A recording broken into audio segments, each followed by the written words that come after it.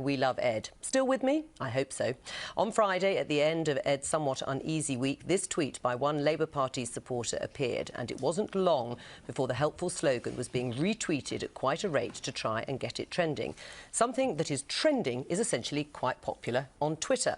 Many supporters also mentioned what they said was media bias against Ed Miliband in their tweets. Perhaps unfortunately for Ed, there is a flip side. It wasn't long before some of the Labour Party leader's detractors started appropriating the "We Back Ed" slogan for some less helpful analysis, as well as questioning how many shadow cabinet ministers had pledged support. Well, Spencer Kelly, presenter of BBC technology programme Click, has joined me in the studio. Your view of this campaign? It is a social media campaign, and therefore you take your life in your hands when you invite people to share their views. There have been some very famous examples of social media campaigns that have backfired. McDonald's once invited people to tweet their good-natured, warm-hearted stories of things that have happened in McDonald's. Oh no. And people actually wanted to complain about McDonald's. UKIP has suffered a very famous hijacking recently by inviting people to tweet reasons why I'm voting UKIP.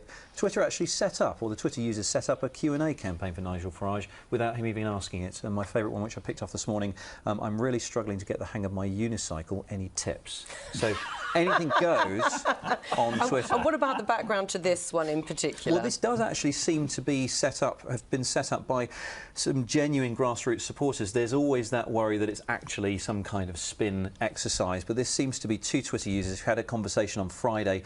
They were disappointed with what they said was a media bias towards Mr Miliband, and so they invited their followers to tweet "We Back Ed" and reasons why you should support Ed Miliband from Saturday evening. It's gaining numbers. I think these things generally work when they attract, at the moment at least, the attention of the mainstream media. And there aren't enough people plugged into social media to spot these things without the mainstream media saying, hey, look at this, and then suddenly it kind of explodes. Right, OK. Is an example of the democratic web, though, do you think, briefly? The web is democratic. It levels the playing field. It allows anyone's voice to be heard, but sometimes it can actually take on this kind of mob rule. If you know, enough people with a certain opinion, right or wrong, gather around a subject, it can actually turn into something a little bit more, shall we say, dodgy. Oh, we've run out of time.